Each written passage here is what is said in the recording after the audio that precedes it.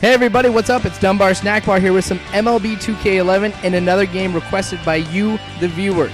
Now I'll be taking components from different requests that were sent in to me, and I will be rolling it all into this game here, which will be very exciting as I play as the San Francisco Giants, and I'll be going up against their rivals, the Los Angeles Dodgers. We'll be playing at AT&T Park, which is, I think, one of the nicer ballparks in baseball. So besides the two teams that are playing, I'm also excited because of the pitching matchup for this game as well, as it's going to be Kershaw versus Lincecum. So two pitchers that were requested, and I think it's going to be phenomenal because when you have two pitchers of this kind of caliber starting on the mound, not only is it going to be really nice on the defensive side of things, and it's going to be a low-scoring game, but also I think hits are going to be few and far between in this one. I'm excited too because I have not pitched as Tim Lincecum in MLB 2K11 quite yet.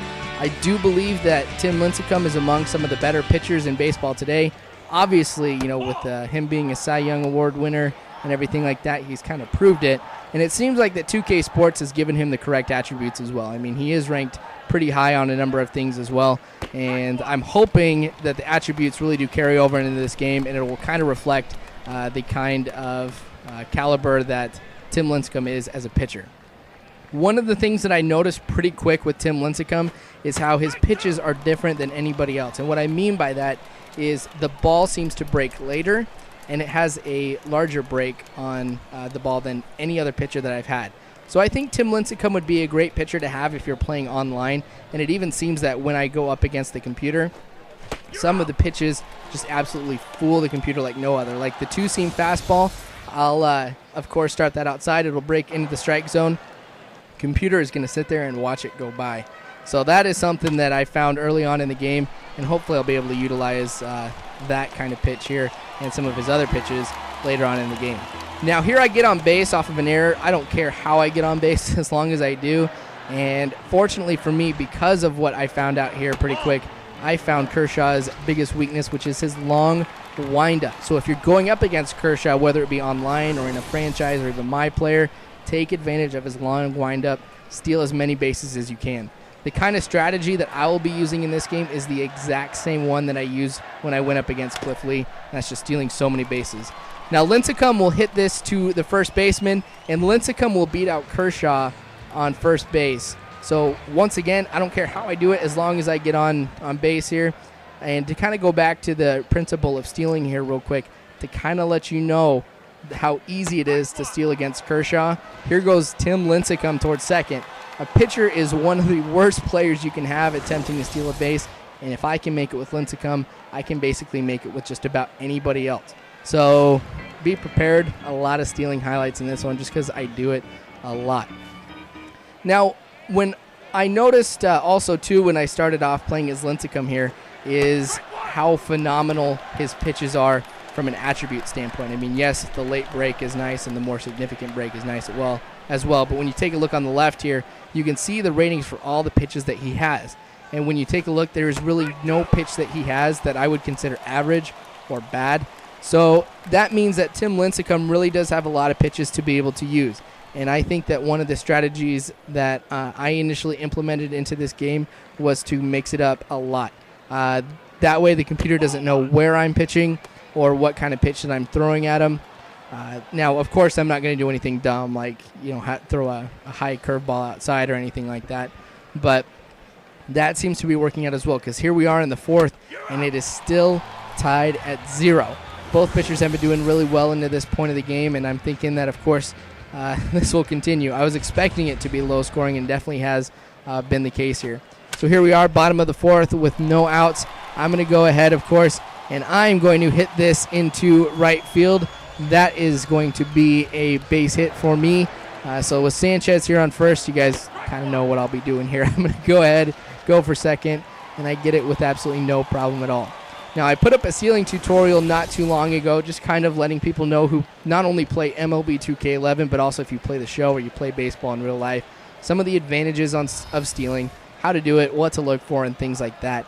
So that was actually kind of helpful that I did the tutorial right before this game because my stealing was already down. Now, by getting on second, of course, that prevented a double play from taking place, and I also get over to third. So being 90 feet away from home, pretty advantageous here as we're getting towards the middle of the game here, and it is still tied at nothing. So I got to do something here because I got to break the tie. I've got to get the momentum going my way here. And with this hit, it's going to go to the first baseman again. Seems like deja vu because Kershaw doesn't get there again. Not only do I get the base hit, but I score the first run of the game, and I break that tie. Momentum has just started going my way. Hopefully I will be able to carry that kind of momentum later on into the game here, but I'll take that run. I will take it, and I will enjoy having that here as that does give me the lead. So here we go. You guys kind of know what's going. If you could see the runner taking a lead there off at the right part of the screen. I think that I had more steals in this game than I had with anything else or any other game that I've played here. So it's kind of like a record breaker for me in this case. I think I might have had one from 2K10 where I had more steals in it. I posted on YouTube, but for 2K11, this has been absolutely ridiculous, and I am loving it. Always look for the pitchers with the long windup and steal on them like crazy, because that's going to really benefit you a lot. Now, I was excited to do this matchup here because there has been a lot of press for this rivalry, especially going back to April with everything that happened with Brian Stowe, who was a San Francisco Giants fan who was attacked by some Dodgers fans. Now, while I do think that, it is a tragedy as to what happened, I mean, I don't want this to come off wrong, but I am kind of glad as to what has come out of it. I think the Dodgers really did a great job with the whole situation, doing a fundraiser for him, trying to help out with his medical bills and things like that. And it also brought up a big discussion in the sports community, especially in baseball, just reminding us as fans on how we need to treat each other and how we need to treat opposing teams and stuff like that. Because when it comes down to it, I mean, it is just a game. Yes, there are teams that I don't like, teams that I can't stand.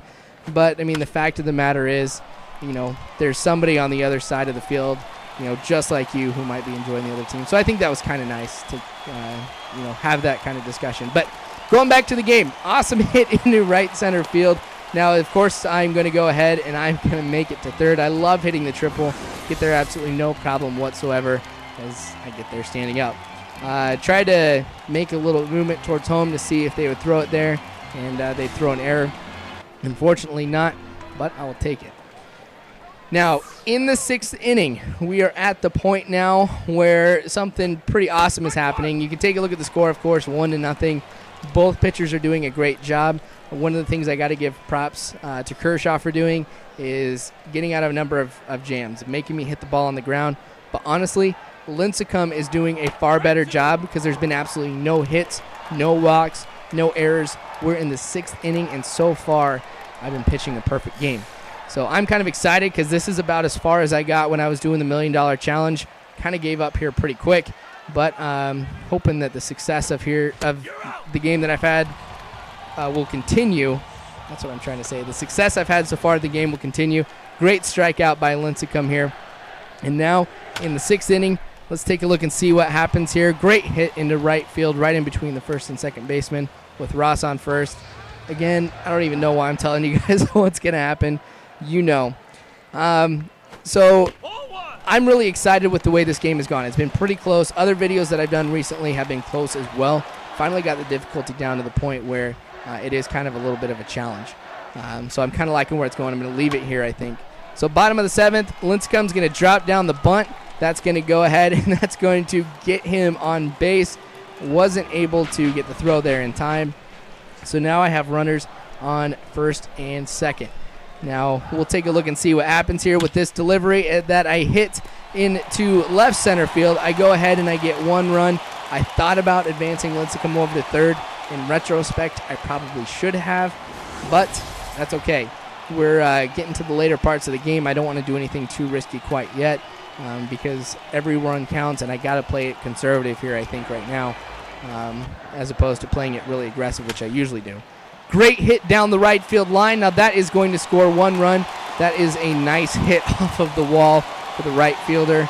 I decide to go ahead and try to go home. Not a smart idea as I try to take out the catcher. Can't knock the ball free, so that is an out. But the thing is, though, my lead has expanded. It is 3-0 in the bottom of the 7th. Things continue to work out really well for Lincecum as we're in the 8th. Same thing. No hits or anything like that. this is what I've been attributing it to. That batter report that you just saw is a great resource for anybody who's playing the game, because when you have that inside edge feature on and you've purchased it for the team that you're playing against, it really lets you know what kind of pitches are going to be the most effective against the batters that you're going up against. So taking a look here, I'll kind of pull it up here again for you real quick in this at-bat right now. Actually, just taking a look, changeup seems to be this guy's weakness. 206 overall out of a batting average. So what do? Of course, I'm going to go ahead and throw it. Ends up working perfectly as I get the strikeout on that split change. So that's a great resource I've been using. I definitely recommend using it if you have the game as well, just to try and help you out with every little bit of information that you can. So perfect game still continues here. Bottom of the 8th. Great hit, of course, into the outfield, just right over the second baseman's head. Now, with hits like that, that's kind of been the story of the game for me, because the Giants really don't have the best bats of any team out there. Their pitching is definitely their strong point. So those little hits have been what has allowed me to get on base. I mean, yes, I had that one triple, but most of them have been those little tiny hits that are just right in between that gap between the infield and the outfield. So, again, I'll take them however I can. Great hit up the middle. Still a small hit, but it's good enough to get my runner from scoring position home. And now my lead expands, and it is 4-0 here in the bottom of the 8th. Now, this, I think, might be my last chance to put together some offense here, because I do think that I'll be able to hold them together. So I'm not really too worried about what happens for the rest of the game, because I think it'll be pretty difficult for the Dodgers to get 4 runs in 1 inning when they haven't even gotten a hit all game. Last offensive highlight, me, of course, stealing here because it's been done so often. Now, here we are at a major point of the game here.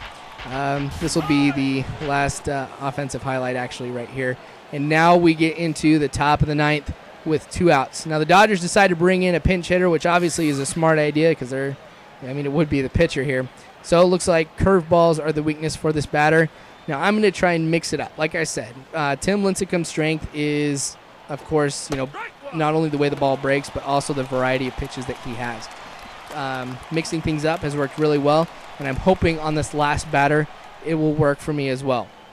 I'm going to kind of follow here a little bit to what the catcher is wanting me to do. I'm going to break away actually for this at-bat though.